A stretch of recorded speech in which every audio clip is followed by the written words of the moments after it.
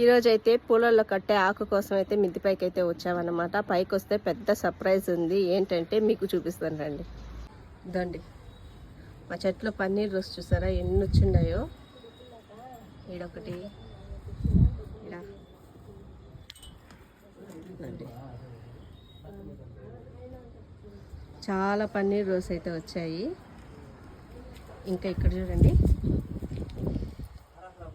Light colour orange, ఇవైతే సూపర్గా ఉన్నాయి. మల్లెపూలు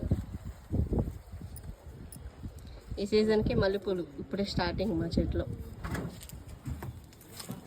ఇక్కడైతే రెడ్ రోజ్,